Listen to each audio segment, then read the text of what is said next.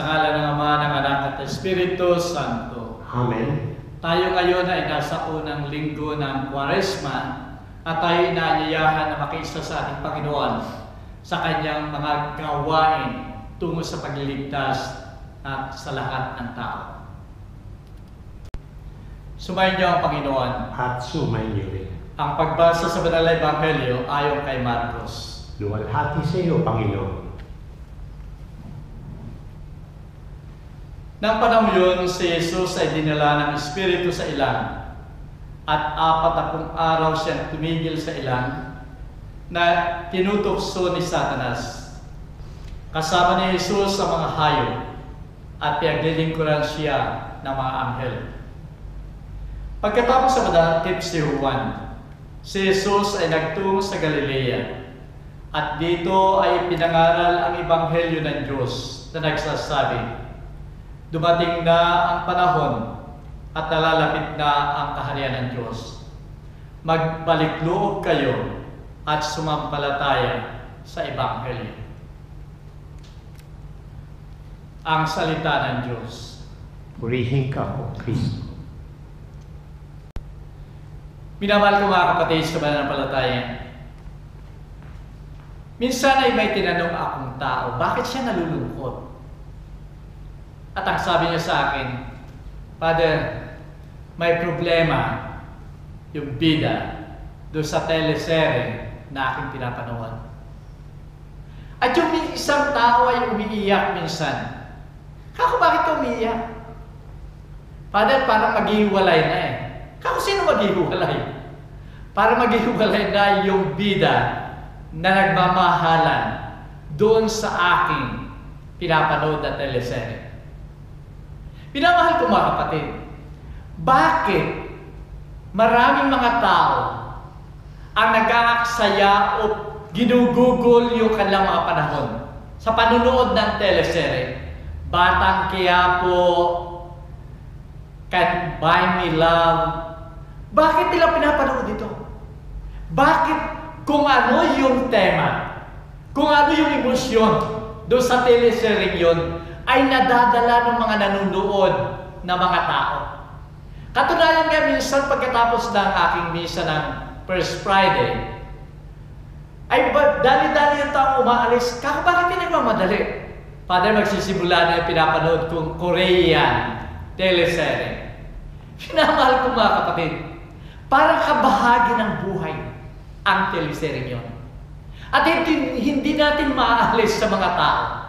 Sapagkat yung nangyayari sa mga teleserye na yan ay nararanasan ng karamihang mga tao. Yung mga pangyayari sa mga kwentong yan ay kwento sa paligid natin at kwento ng ating sariling karanasan.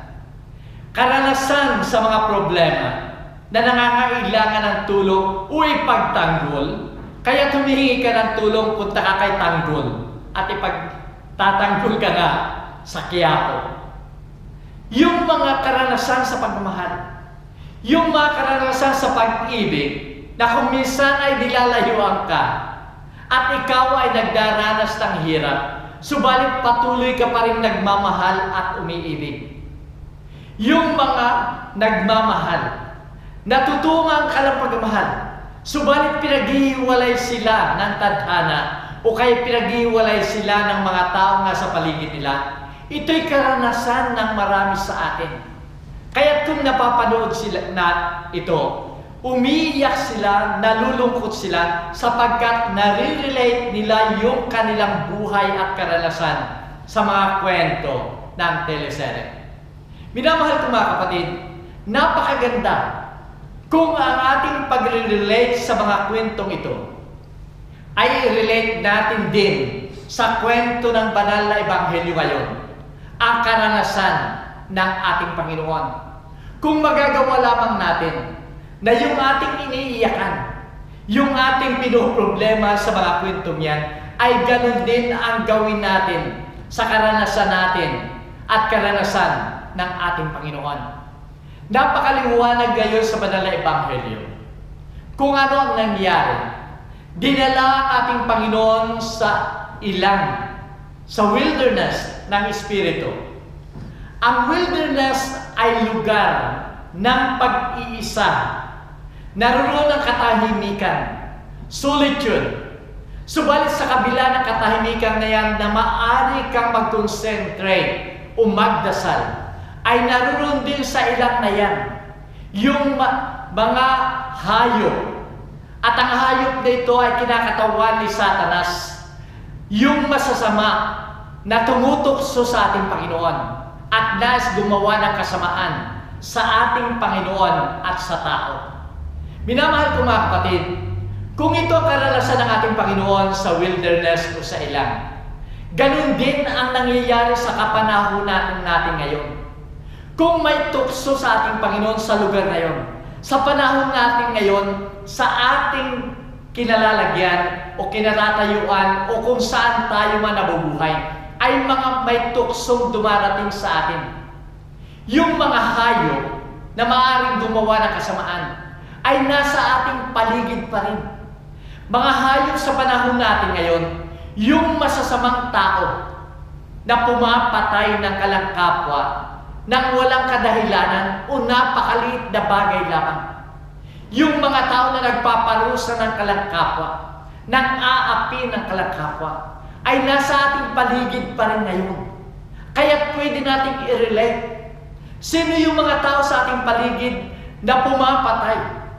Ang daming mga pumapatay, milyon na mga tao araw-araw sa pamamagitan ng abortion. Mga tao na pumapatay ng karapatan ng mga tao.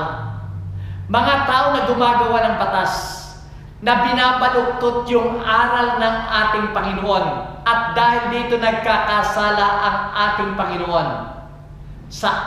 Nagkakasala ang mga tao dito sa ating Panginoon.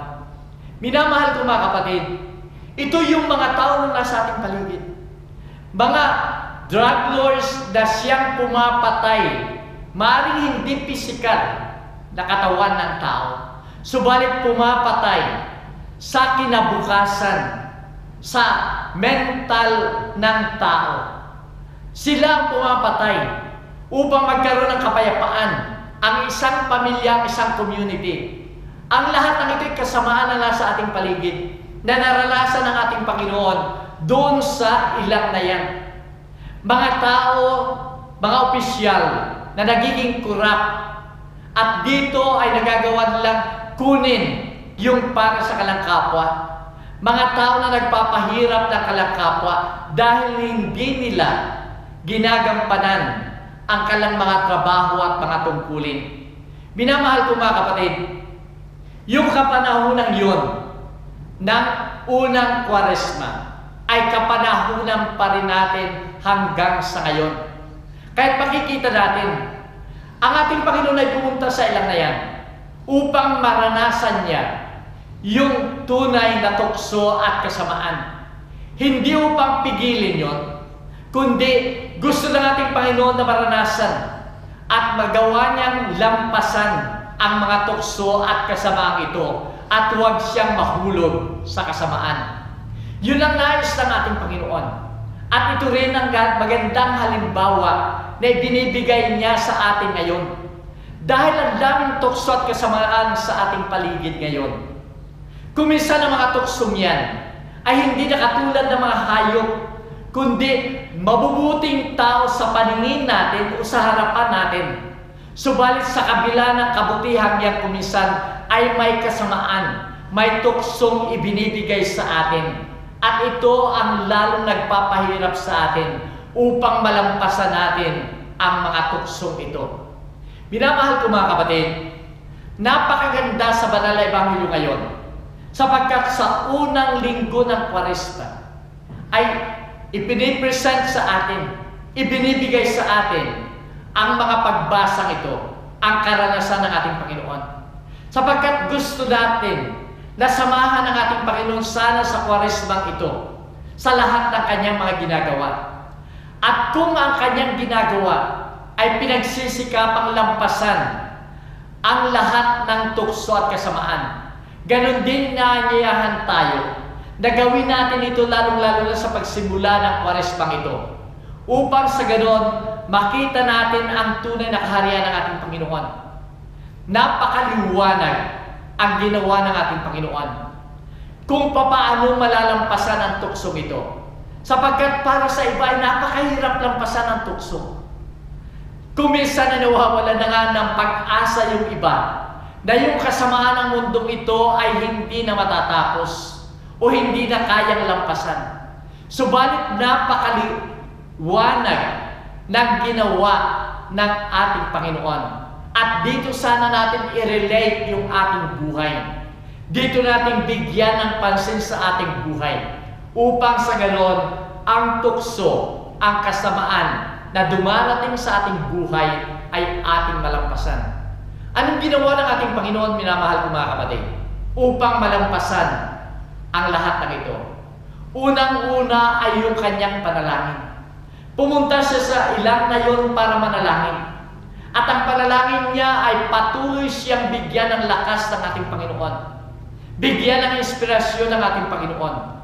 Bigyan siya ng lahat ng bagay at biyaya na kinakailangan niya upang siya ay huwag mahulog sa tuksong yan at siya ay malayo sa lahat ng kasamaan.